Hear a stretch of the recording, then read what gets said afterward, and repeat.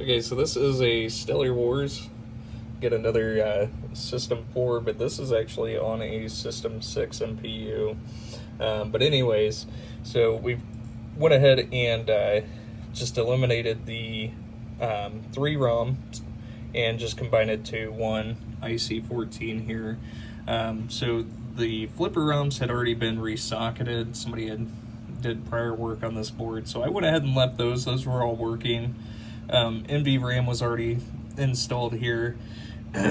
Excuse me, but we did actually have a little bit of corrosion all through this area in here.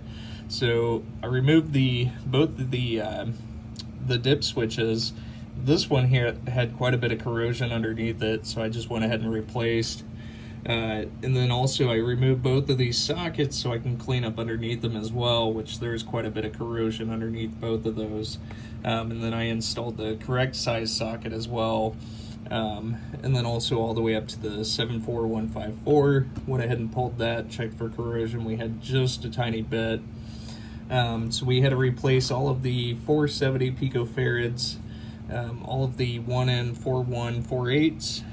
We had 1, 2, 3, 4, 5, 4.7 K resistors, and then we also had two 100 ohm resistors, one 1000 ohm resistor, and then 1, 2, 3, and I think it's actually just 3 of the 0.1 ohm capacitors here that we had installed.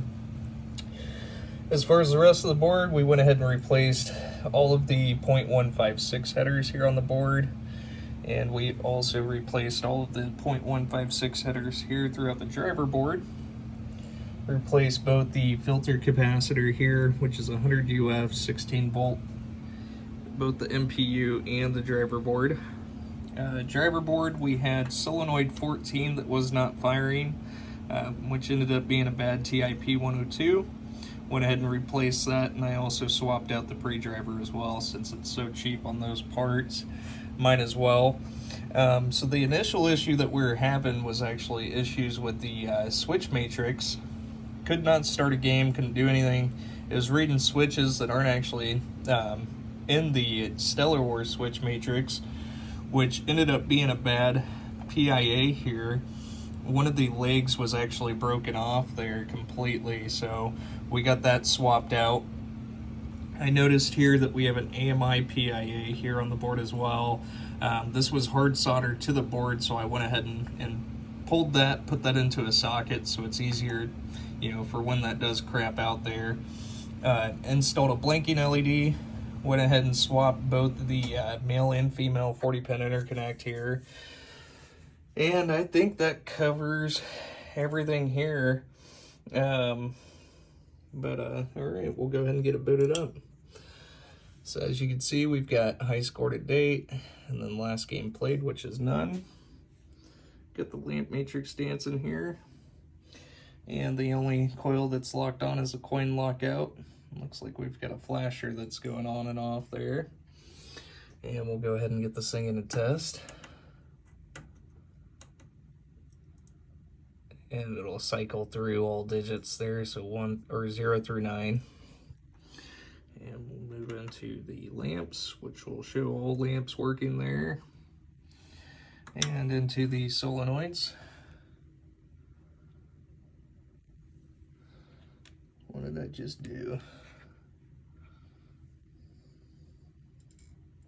Oh, I pressed the button one too many times and went into switch test. Let me go ahead and get this restarted. And we'll go back into the test here. And then 2 is going to be solenoids, and I missed that one, so we'll let that come back around. And then I learned here on these yellow flipper ROMs that Williams had programmed the special solenoids to test 2, and then 1, 3, 4, 5, then 6, versus going 1, then 2. So as you can see, we did have the first coil fire there. It's a bit strange. They did correct that with the later flipper ROMs, but let's see. We'll go through the switch matrix, which we were having issues with. And so what we're doing is we're going through diagonally testing both the rows and columns there. And the last switch that is in Stellar Wars is switch 54.